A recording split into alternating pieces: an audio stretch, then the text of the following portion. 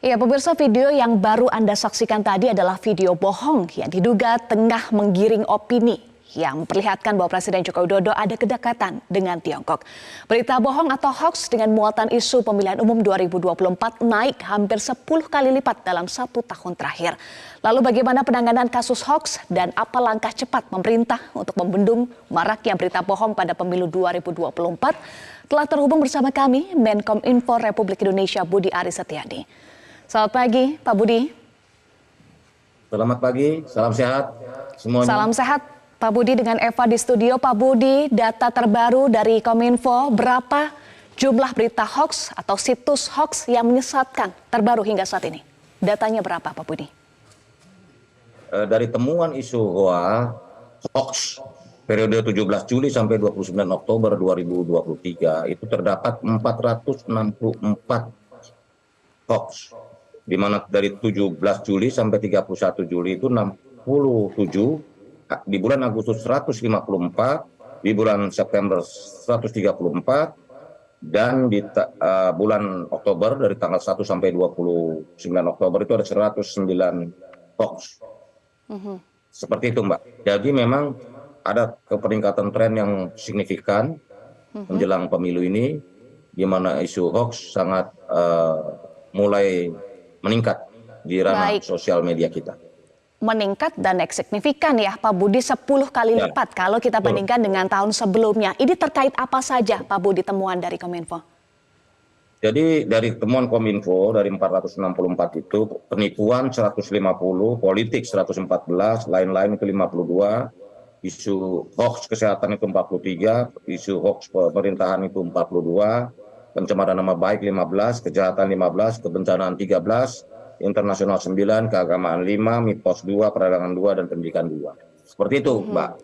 Ya, apakah juga semakin masif? Yang kita temukan adalah video yang menampilkan Presiden Joko Widodo, Pak Jokowi menyampaikan pidato menggunakan bahasa Mandarin dengan fasih. Ini diduga merupakan hasil suntingan teknologi deepfake berbasis artificial intelligence atau AI. Iya, apakah semakin masif Pak Budi deepfake atau AI? Karena mengerikan sekali ya, Presiden Joko Widodo bahkan bisa kena hoax, gesturnya, mimiknya seperti fasih berbahasa Mandarin. Boleh saya jelaskan dulu, Mbak? Boleh saya jelaskan dulu? Silakan. Boleh saya jelaskan dulu ya. Teknologi ini memang bisa menghasilkan gambar atau suara sintetis atau buatan berdasarkan gambar atau suara asli yang diubah dengan teknologi artificial intelligence atau AI. Dalam kasus di informasi video Bapak Presiden Jokowi, suara sintetis hasil buatan deepfake berbahasa Mandarin dikombinasikan dengan video sambutan Bapak Presiden Jokowi pada acara di Yusindo yang aslinya berbahasa Inggris. Nah, hasil kombinasi keduanya menunjukkan seolah-olah Bapak Presiden Jokowi memberikan pidato dalam bahasa Mandarin. Nah, inilah yang kita khawatirkan menjelang tahun politik. Teknologi deepfake bisa saja disalahgunakan untuk menyebarkan disinformasi terkait tokoh politik tertentu sehingga dapat mempengaruhi persepsi publik. Dan jika disalahgunakan, teknologi deepfake dapat mempengaruhi secara negatif kegiatan pemilu kita serta berpotensi menimbulkan perpecahan sama anak bangsa. Untuk itu kita harus semakin berhati-hati. Harus berhati-hati. Masyarakat juga harus berhati-hati ya Pak Budi, bagaimana masyarakat bisa membedakan yang asli dan juga yang deepfake menggunakan teknologi AI? Betul. Ya, kalau dulu bisa kita bilang no pic hoax atau no video hoax. Dengan deepfake, meskipun ada gambar atau video bisa saja informasinya mengandung hoax. Kami mengajak masyarakat membicarakan diri, memastikan kebenaran setiap informasi dengan merujuk sumber terpercaya seperti situs pemerintah dan atau media yang kredibel. Kami meminta masyarakat agar semakin bijak dengan tidak menyebarkan sebuah informasi yang tidak bermanfaat atau bahkan jika menimbulkan kerawanan atau perpecahan sesama anak bangsa. Begitu, Mbak. Itu dari masyarakat. Bagaimana dengan Kominfo, Pak Budi? Karena hoaxnya makin canggih menggunakan deepfake, menggunakan teknologi AI. Apakah Kominfo juga punya teknologi canggih juga untuk mengonter isu-isu atau hoax yang dibuat dengan teknologi canggih ini?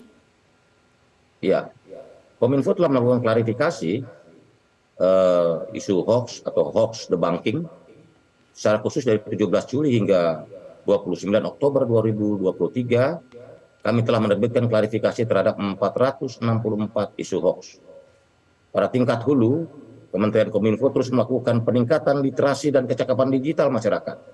Kita latih, kita didik, kita sosialisasikan dalam merespon hoax melalui kampanye, edukasi, dan sosialisasi anti-hoax oleh Gerakan Nasional Literasi Digital. Nah, pada peringkat menengah kami melakukan penerbitan klarifikasi hoax terkait pemilu atau hoax debunking. Bersama platform digital kami juga telah melakukan takedown, penghapusan konten hoax, dan pemutusan akses situs yang mengandung hoax. Nah, terakhir pada tingkat hilir, Kementerian Kominfo memberikan dukungan data kepada Barreskrim Polri untuk melakukan upaya penegakan hukum terhadap pembuat dan penyebar hoax. Begitu, Mbak.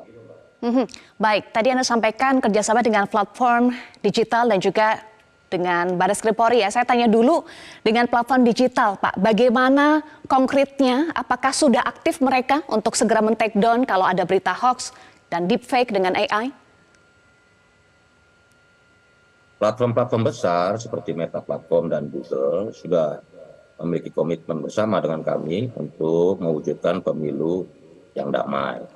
Meta Platform memiliki hashtag bijak bersuara untuk menyambut pemilu 2024. Sedangkan Google memiliki hashtag yuk pahami pemilu.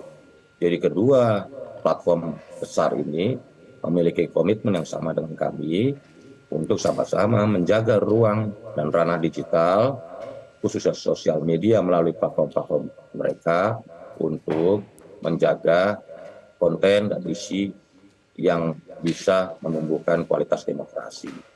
Sedangkan konten-konten yang isinya kebohongan, hoax, hate speech, dan ujaran kebencian, serta fitnah, itu akan kami segera take down dalam kurun waktu 1 kali 24 jam. Begitu. Iya, terakhir dan Pak Budi. Kita berkomitmen bukan pada 1-2 kandidat, tapi kepada seluruh kandidat.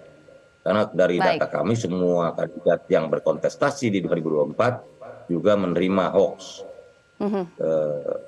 masing-masing kandidat. Sehingga kami dari Kementerian Kominfo memastikan bahwa kami tetap menjaga jarak yang sama terhadap masing-masing kandidat dengan menjaga secara serius, secara konsisten ruang digital kita untuk terhindar dari hoax.